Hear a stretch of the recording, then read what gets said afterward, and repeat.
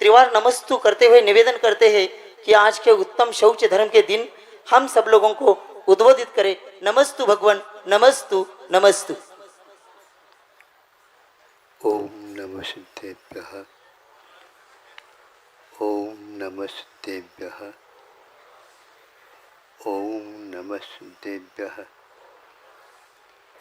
अहिंसा परमो धर्म की आचार्य गुरुवर श्री कुंद कुंद भगवान की, आचार्य गुरुवर श्री ज्ञान सागर मुनि महाराज की,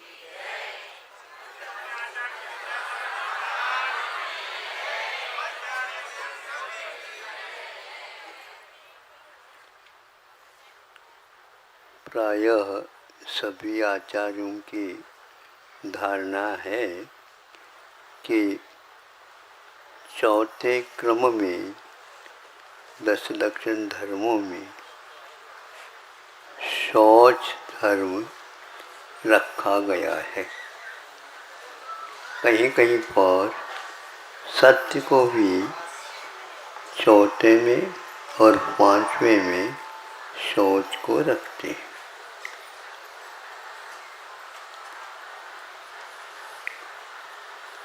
शौच शब्द की उत्पत्ति शुचेर भाव शौचम, शुचिता का जो भाव धर्म है उसका नाम शौच है।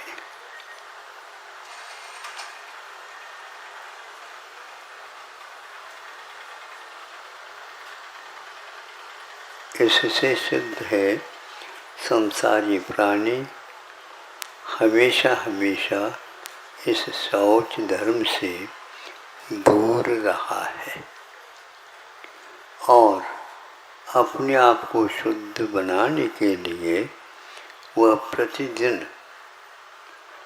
कम से कम एक बार तो स्नान कर ही लेता है। उसमें कारण दूसरा भी हो सकता धार्मिक, और वह है श्री जी का दर्शन, उनकी धारा और जनवाणी को भी अवलोकन करने का भाव आता है तो उस समय उसे स्नानादि से निवृत्त होकर के ही वह करता है। लेकिन फिर भी वह भीतरी धर्म की ओर दृष्टिपात नहीं करता। भाव धर्म हमेशा हमेशा दृष्टि में न आकर के वह एक केवल मान्यता के ऊपर ही आधारित है। अब ये भी ध्यान रखिए, सम्यक दृष्टि को भी दृष्टि में कुछ धर्म आता नहीं, आ सकता नहीं, किंतु उस धर्म तक पहुँचने के लिए साधन श्रद्धान को रखा है। हमेशा हमेशा सम्यक दर्शन जब कभी भी होगा श्रद्धात्मक ही होता है। यदि आपकी आस्था, श्रद्धा, रुचि, प्रतीति धर्म के प्रति यदि है, निश्चित रूप से आप आस्थावान बन ही जाएंगे। क्योंकि दुनिया कुछ भी कहती रहे, लेकिन इनकी बात तो है कुछ मायना रखता है, कुछ महत्व रखता है। इसकी अपनी मौलिकता अवश्य ही है। यह भाव जब तक मन में नहीं आएगा तब तक सम्यक दर्शन होगा नहीं, और सम्यक दर्शन के बिना आगे जो चारित्र है उस ओर वह गतिमान नहीं हो सकेगा। आप यदि श्रद्धा से अभिभूत है तो असंख्यात गुणी कर्म की निर्जरा प्रति समय कर सकते हैं, और चारित्र के द्वारा भी अकेले सम्यक दर्शन के साथ रहता था, उससे असंख्यात गुना पंचम स्थानवर्ती भी कर सकता है। किंतु श्रद्धान के बिना निर्जरा तत्व का विकास, संवत तत्व का विकास 3 काल में संभव नहीं। और आज बहुत सारे लोग बहुत सारी बातें करते हैं। आप विश्वास की बात कहते हो, घर में माता पिता भाई बहन इनमें ही विश्वास नहीं हो पाता। जिन्होंने हमें पाला है, पोषा है, सब कुछ किया, लेकिन जब मेरा तेरा का क्षेत्र आ जाता है, वहाँ पर सब दरकिनारा कर दिया जाता है और हमारे हिस्सा में ज़्यादा आना चाहिए। यह हट के साथ वो चलता है। हाँ, चले या चलाओ, हमें इससे कोई ऐतराज़ नहीं, लेकिन अनंत काल से जो लाभ हमें सुख का हुआ नहीं, उसका लाभ तो तभी हो सकता है जब आप भले ही क्रम से इन सीढ़ियों के ऊपर अपने कदम रखना प्रारंभ कर। यह आवश्यक है। जैसे आप लोगों ने मान लो घर में प्रकाश की व्यवस्था के लिए क्या करते हैं आप? पहले का ज़माना छोड़ दो, आज तो यही करते हैं कि लाइट की व्यवस्था कर लेते हैं। लाइट कहाँ से आती है? जहाँ पर उत्पादन होता है वहाँ से आती है। वहाँ से उत्पन्न होने के उपरांत लाइट आंखों से दिखने में आती है? नहीं। किंतु हाई स्टेशन वगैरह में नीचे हम जाते हैं, रास्ता पार करते हैं, उस समय चट चट चट चट आवाज़ आती। कभी आपने सुनी है ये? ये क्या कहते हैं, जल्दी जल्दी निकलो यहाँ से, नहीं तो चिपक जाए। अब उसको देखे बिना भी आप विश्वास कैसे कर सकते हो? जब उसके बिना दर्शन किए विश्वास रखते हो तो धर्म के बारे में विश्वास क्यों नहीं करते?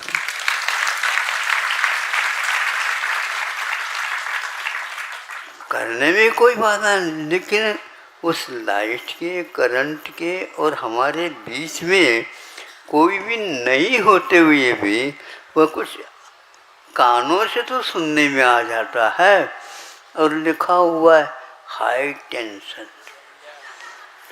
उस हाई टेंशन पंक्ति को सुनते ही आपके टेंशन या इंटेंशन गायब हो जाता है। इतना घनिष्ठ विश्वास उसके प्रति है, उससे कई गुना विश्वास। क्योंकि धर्म कभी भी दुख के कारण नहीं बनता। क्या कह रहे हो महाराज, इतनी गर्मी पड़ रही है, कई बार पानी पीने के उपरांत भी शरीर नहीं मानता। बिल्कुल ठीक है। यदि चिकित्सक कह देते हैं आप एक बार से ज़्यादा पानी पियोगे आपकी किडनी फेल, अब क्या करोगे? हैं? क्या कर दोगे? बिल्कुल बिना पूछताछ किए, डॉक्टर साहब हमारे लिए बता दो और क्या क्या बाधक है। मीठा भी नहीं ले वो तो अच्छा है। हमारे कहने से एक आध लस्सी कर दो और डॉक्टर साहब के कहने से आपने सब त्याग कर दी। मीठा बिल्कुल ठीक, क्योंकि हमें शुगर से बचना है। किडनी को बिल्कुल सुरक्षित रखना है। और उसी प्रकार हार्ट के लिए भी है। देखो एक चीज़ तो हार्ट के लिए क्या आवश्यक नहीं है, नमक नहीं लेवो तो हार्ट अटैक से आप बच सकते हो। हाँ बचाओ डॉक्टर साहब, अब तो 3-4 तो रस हो ही गए, नहीं समझे। अब 12 तपों में कई तप इसके साथ चले गए, निकल गए, हाय क्या।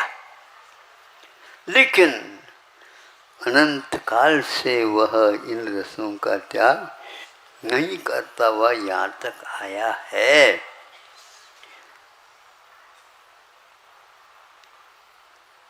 ये विश्वास के बिना काम नहीं हो रहा। नश्वर शरीर की रक्षा के लिए भी इस प्रकार हम अपने पुरुषार्थ के बल पर उसको पालन करते रहते।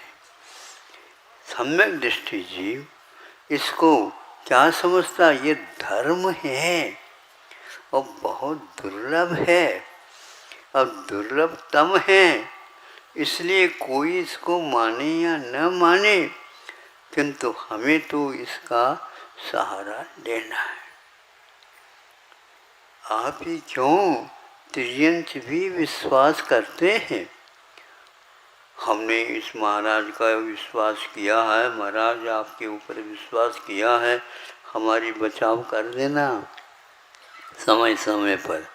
त्रियंच ने ऐसा अभी तक नहीं कहा करके, हाँ, बल्कि यूं कहता है, सोचता है आपका बहुत बड़ा उपकार है, आपने हमें समय दे करके समझा दिया।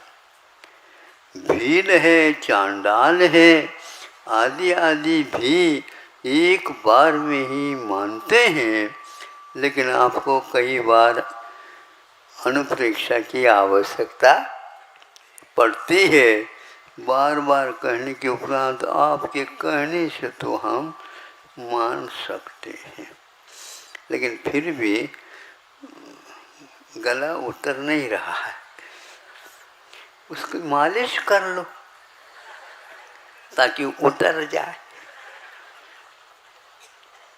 बहुत कठिन है महाराज, क्योंकि धर्म देखने योग्य नहीं है, इसलिए सारी शिकायत हो रही है। अब हम आगे और थोड़ा सा बढ़ते हैं। कितनी भी विश्वास क्यों न हो, किंतु अगला कदम उठाने के लिए भी बहुत पसीना आता है। हाँ, अब मान्यता तो आपकी ठीक हो गई, लेकिन मान्यता के अनुसार चर्या आचरण जब तक नहीं बनता, तब तक आपका विकास नहीं हो सकेगा। तिर्यंच आगे बढ़ जाते हैं, किंतु आप लोग बहुत सोच विचार करके अपने कदम बढ़ाते हैं। एक कदम बढ़ाते हैं, 2 कदम पीछे और ले लेते हैं, तो आपकी यात्रा पीछे की ओर हो रही है क्या आगे की ओर हो रही है? बताओ थोड़ा सा। पीछे की ओर। तो ऐसा तो नहीं होना चाहिए। क्या महाराज ऐसे ही है, बहुत से सारे लोग कुछ बातें बता देते हैं, इसलिए ऐसा करना पड़ता।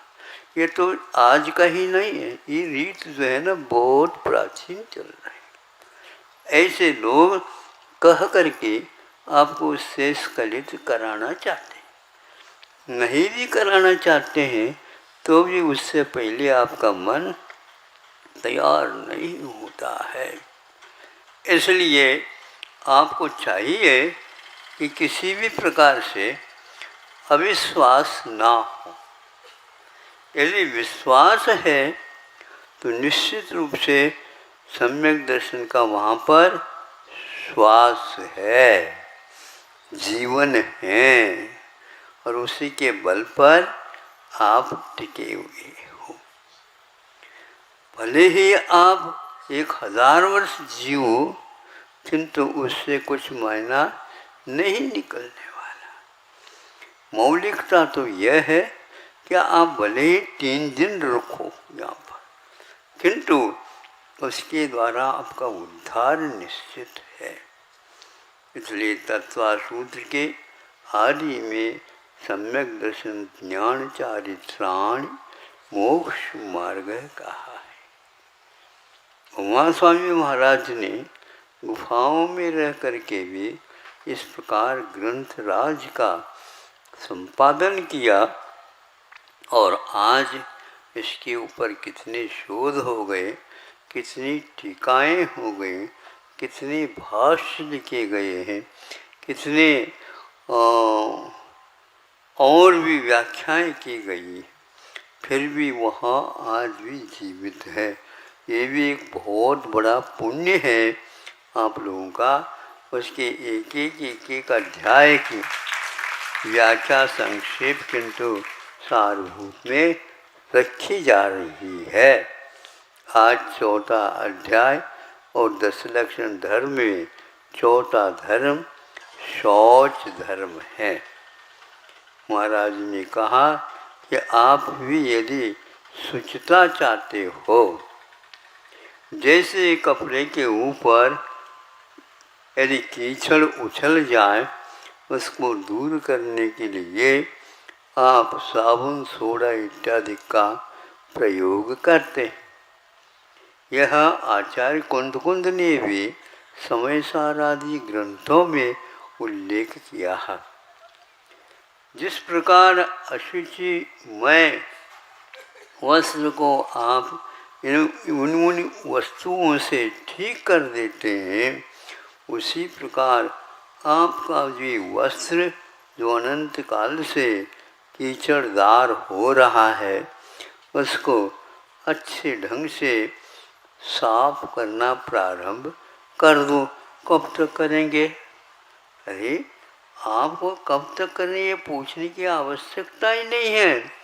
वहाँ साबुन सोडा तब तक रखो जब तक वह सफ़ेदी की ओर नहीं आता, और जितना वह आप करोगे उसकी मेहनत के साथ अवश्य ही वह एक दिन करेगा। ये क्रम है। इस क्रम के बिना आप केवल जल के द्वारा ही उसको सफ़ेद करना चाहते हैं तो थोड़े बहुत ऊपर का निकल जाएगा, लेकिन डांबर वगैरह जो पोत रखा है होली के दिनों में उसको साफ करना चाहो तो केवल पानी से नहीं होता, ऊपर इसके ऊपर और कोई भी आप रसायन के द्वारा ठीक नहीं कर सकोगे। किंतु घासलेट तेल चाहिए तो उसके द्वारा वो भी तो बदबू आती उसकी। अरे बदबू आती है, लेकिन उस बदबू आते हुए भी उससे ज़्यादा खतरा नहीं जिसके कि इससे खतरा है। हाँ, इसको पहले ठीक कर दो तो वह ठीक हो जाता है। इसी प्रकार ऊपर के इसी प्रकार और करते जाएंगे, वैसे वैसे उसके भीतर जो जमा हुआ है महीनों का वह ठीक हो जाएगा। आप लोगों को इसमें बहुत मेहनत करना चाहिए और रुचि लेना चाहिए। रुचि को भी आचार्यों ने श्रद्धान कहा। रुचि को भी एक प्रकार से स्वास्थ्य लाभ करने के लिए अनिवार्य कहा। भोजन तो लो, लेकिन बिना रुचि के लोगे तो वह पचेगा नहीं। तो धर्म को भी रुचि पूर्वक यदि ग्रहण करोगे तो फिर तो वह पाचन शक्ति आपकी बढ़ेगी, उद्दीपन होगा, उसके फलस्वरूप आप स्वस्थ होगे। कभी कभी 8 वर्ष अंतर मुहूर्त में बच्चों को बात समझ में आ जाती, लेकिन उसके दादाजी को कभी कभी समझाना पड़ता है। उनका कैसे समझाएं? वो कहता है, महाराज आपने अभी इनके लिए नियम दे दिया, उसी प्रकार मुझे भी दे दो। तुझे से दे सकते हैं, लेकिन उसके नाम हवाला क्यों दे रहे हो आप? है नहीं, ये तो नियम का ये क्रम होगा, इसलिए वे हम भी कहते हैं। देखो, उन्होंने इसलिए कहा कि उनके लिए ये रोग था, ये सपेशा से उसने कहा। तो आपके लिए तो कोई ऐसी आवश्यकता नहीं है। नहीं है तो क्या पता, जब उसके लिए उम्र कम भी हो सकती है, और मैं अभी भी नहीं समझे 20-30 वर्ष यदि जीव जाऊंगा तो यह व्रत कैसे मैं पाल सकूंगा? इसलिए हमने ये बात कही। अभी कितनी उम्र है दादाजी आपकी? वो कहता है कि लोग तो ये कहते हैं हम 95 साल या 98 साल के हो गए, 2 कब 90। अब तो महाराज हमारे लिए दे ही दो ताकि हम भी व्रती बन जाए। बोलो, अब ऐसे भी ग्राहक हमारे दुकान में आते रहते हैं,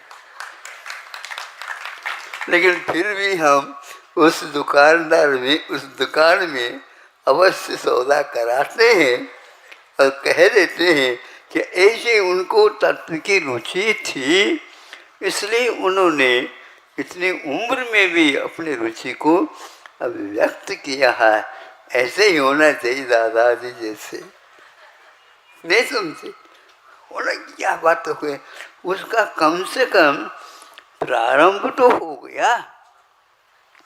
एक बार ग्राहक किसी दुकान का बन जाता है तो फिर वो दुकानदार के ऊपर आधारित रहता है, फिर बाद में वह अन्यत्र किसी दुकान में जाता नहीं। इसी प्रकार हम कुछ दिन के लिए पुराने ग्राहक बना देते हैं और कह देते तुम तो पुराने तो हो गए, लेकिन अरे तुम भी दूसरे को बनाओ और ग्राहक को बना करके ले आओ। हाँ, होता है या नहीं ऐसा? हाँ बिल्कुल, उस मित्र के प्रति आपका व्यवहार उचित होना चाहिए। आपका कल्याण हुआ तो उसका भी हो जाएगा। इस प्रकार दिन दुगुनी और रात चौगुनी आप अपनी संख्या बढ़ाते चले जाओ, और जो अरुचि वाले हैं उनकी संख्या घटती चली जाएगी। इससे प्रभावना बहुत बड़ी होगी।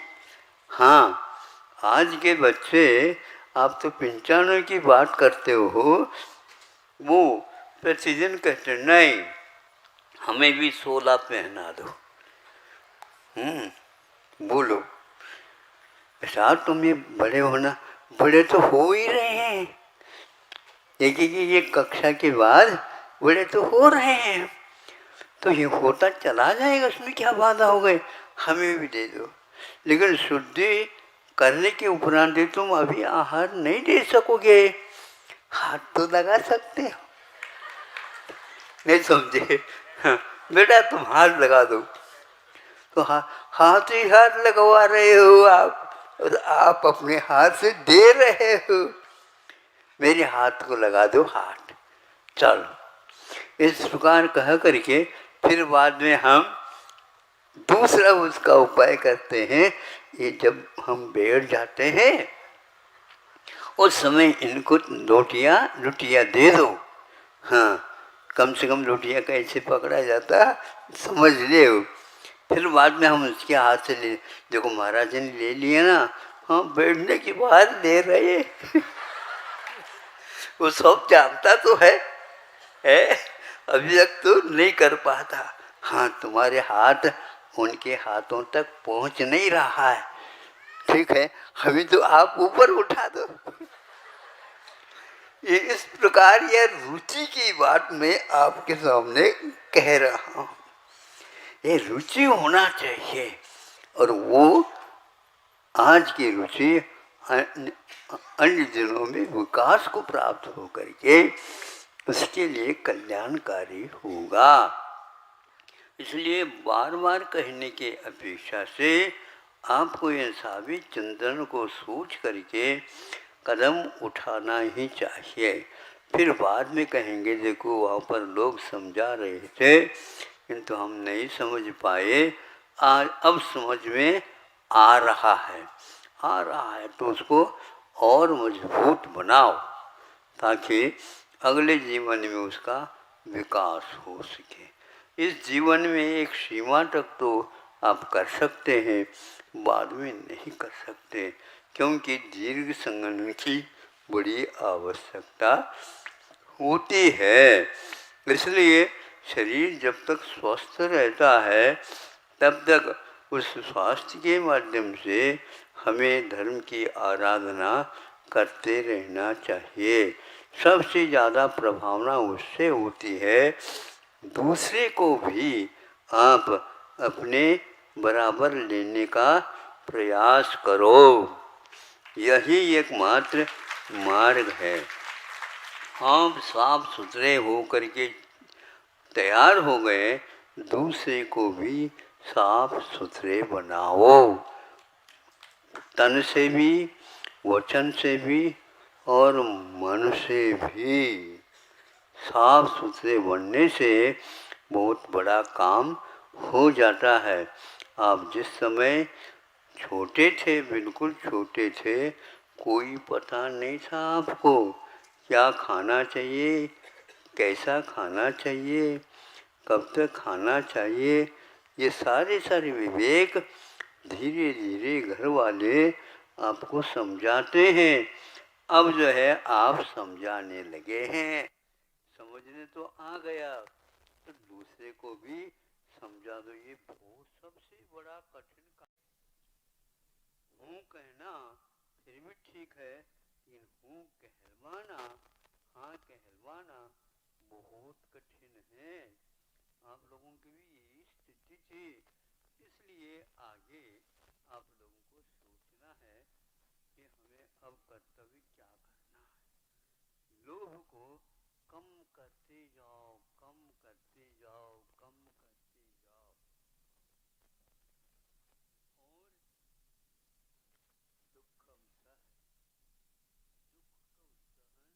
जाओ, करते जाओ।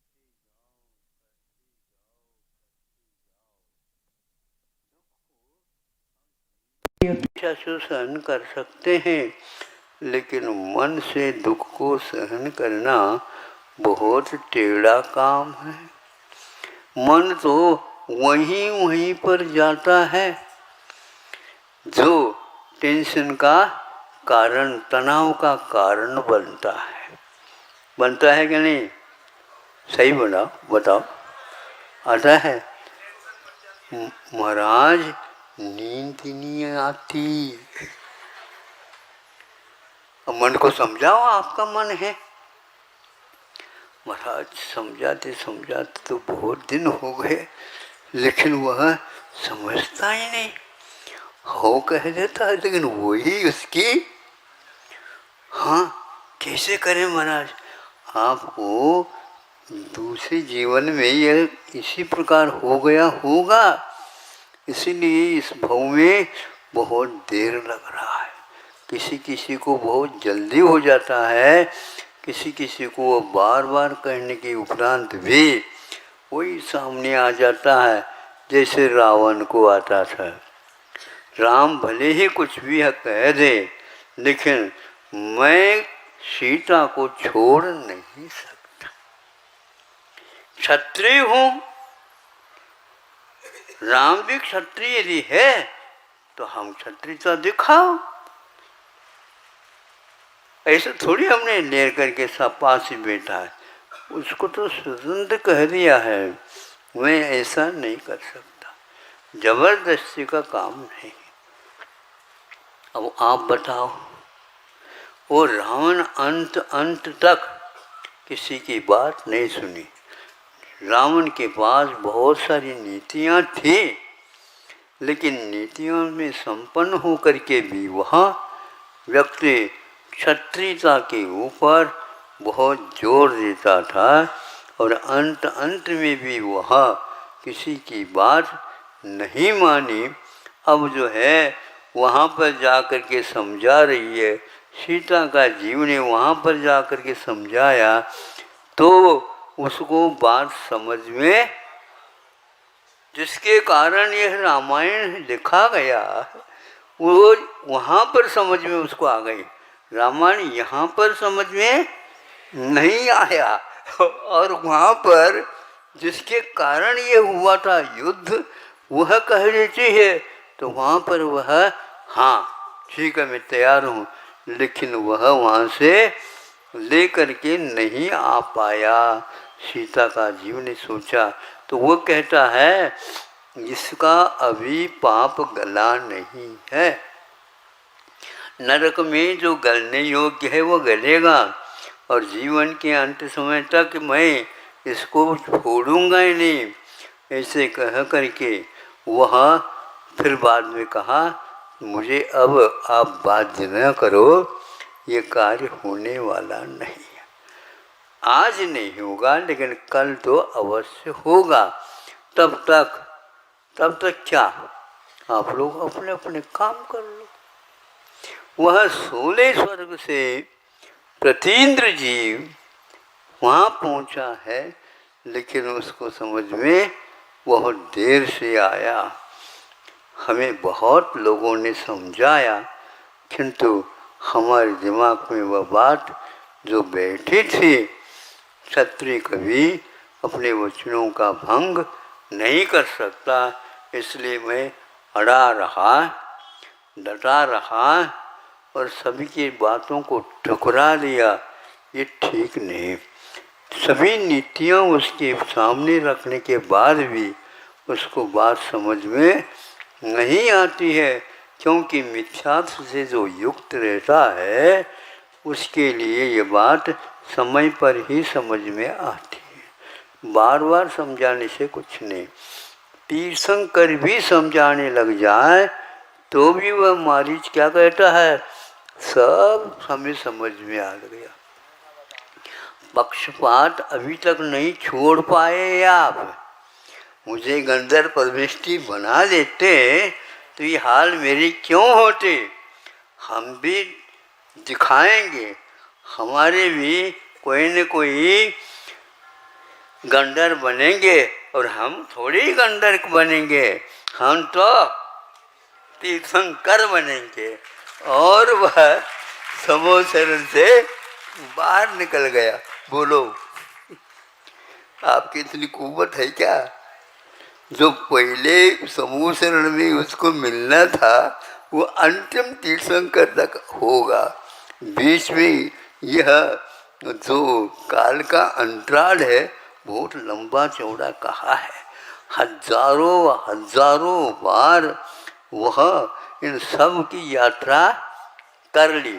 एक बार कर लेता समय शिखर जी की यात्रा, दोबारा करने की कोई आवश्यकता नहीं पड़ती। नहीं, अन्यत्र तो जाऊंगा लेकिन ये नहीं कर सकता, क्योंकि वह नंबर हमारा वहाँ पर है और वो मिलेगा, पक्का है ये।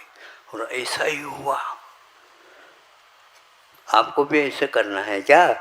नहीं महाराज, सुबह से शीघ्र जल्दी जल्दी हमें दे दो। क्या दे दे? आप होश हवास हो जाओ, अपने खोए हुए हो, इसको अवश्य ही आपको मिल सकता है। ये इधर भटक करके क्यों आ गए आप? समूह शरण में चले जाते हैं, नहीं समझे? 4 बार एक दिन में समूह शरण में प्रवचन होता है। एक बहुत बड़ा लोभ है ये।